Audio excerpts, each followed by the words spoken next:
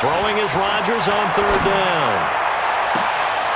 Into double coverage, and it's intercepted. Picked off by the long-time Raider, Willie Brown. And the return this time will go out to the 42-yard line. First possession of the third quarter, an interception, so maybe a second-half tone setter. Indeed, and not the tone they wanted to set. That's the equivalent of running out the wrong door and running into your pool instead of running out onto the field.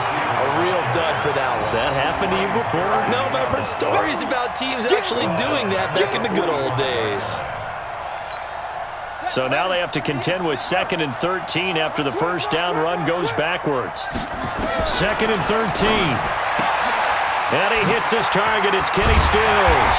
And he's going to get this inside the 30. 19 yards there on the catch and run.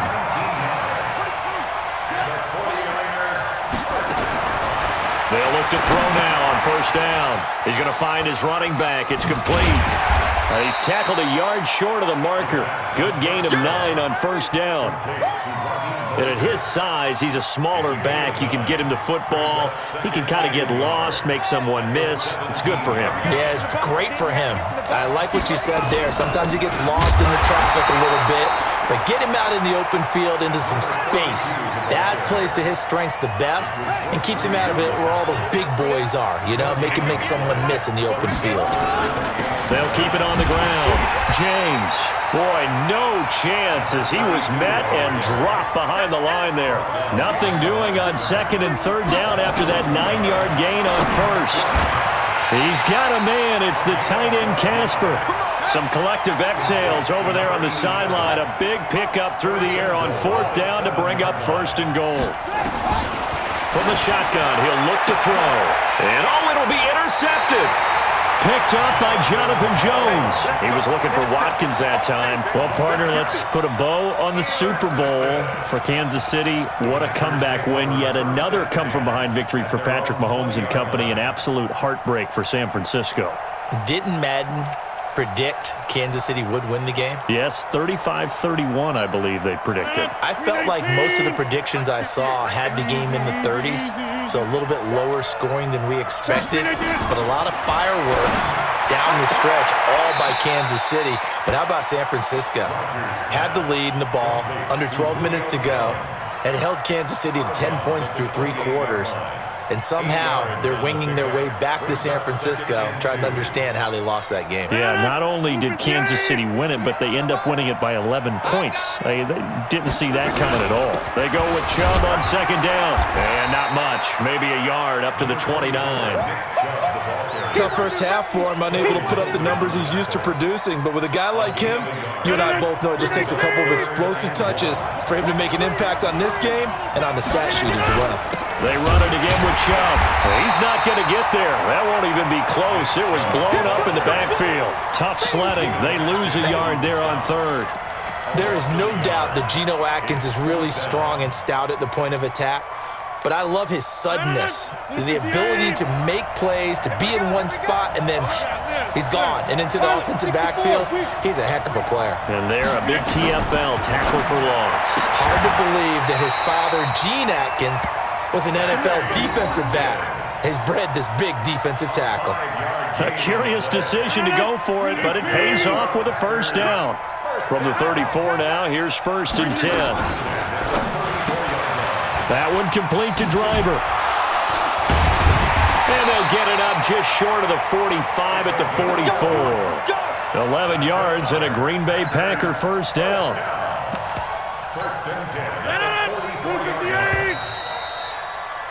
And that is going to do it for this 3rd quarter of action. This is the National Football League on EA Sports. This thrown quickly out to Jones.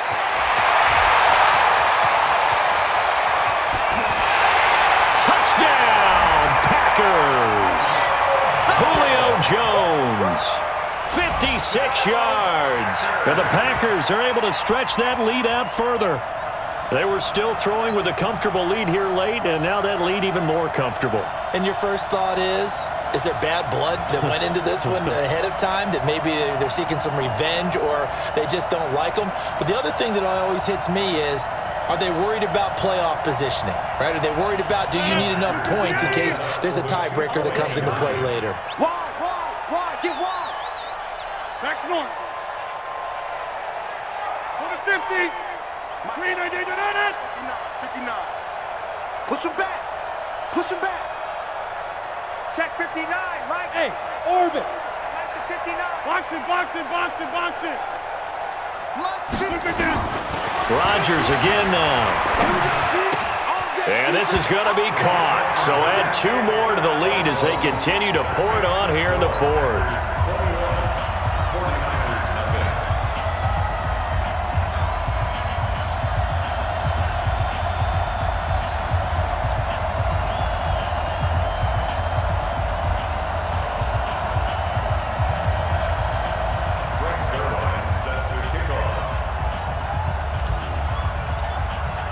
Now after the touchdown, it's Zerline. He'll kick it away. This will be taken in at the 1.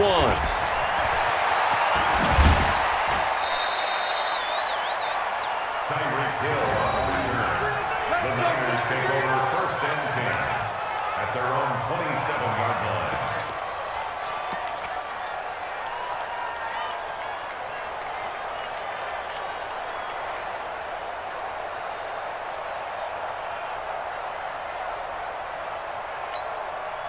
The 49er offense set to get this drive underway. And let's face it, this drive is not going to have any bearing on this game, but it's kind of important for one reason, isn't it? And the Packers give him nowhere to go, and they bring him down. Pass protection has been a problem all night long as they come up facing 2nd and a bundle. They'll drop the throw. And for a 3rd time tonight, he's intercepted. Picked off by Minkah Fitzpatrick. And they take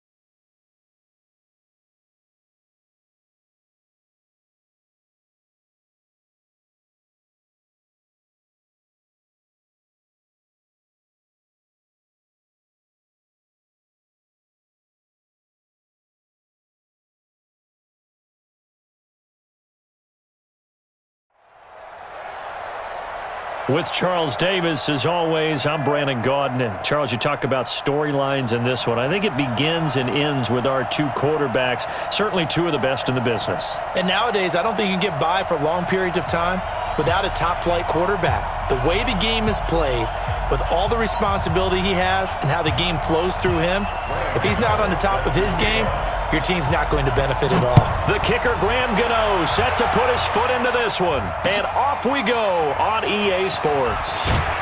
And he'll get it up past the 20 to the 22-yard line. First and 10 at their own 22-yard line.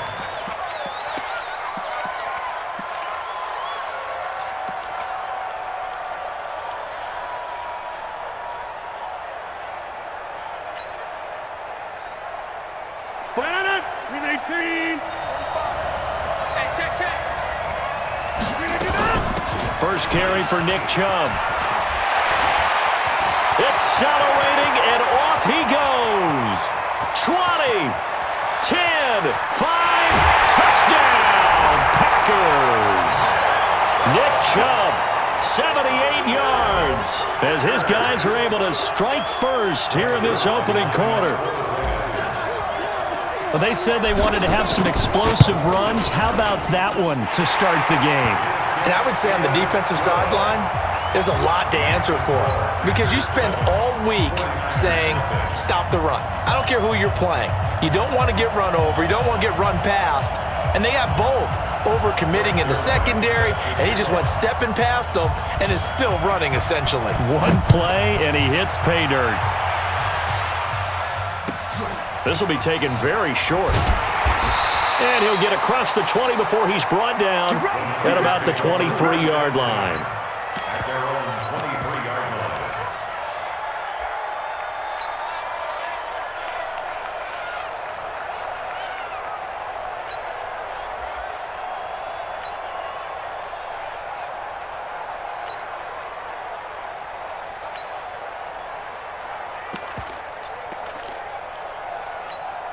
Down. 180. Man, that's trash. 180. Carr now on first down. Looking for his running back, and he's got him. It'll be a 2-yard gain, and it's a second down. So 2nd and 8 here after the pass play for 2 yards on first down. Hey, exit. Give me that ball, defense. Here's Carr to throw. And he's got his man out of the backfield. That's complete.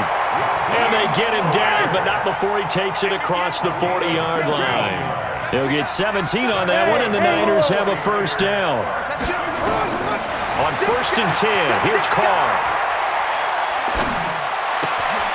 And he's going to find his man out of the backfield. That's complete. And he'll be brought down right at the 45-yard line. That first down completion only netted him 3. 2nd and 7. Stepping up, he'll try and run. He'll get 2 on the keeper, but it becomes now a 3rd down.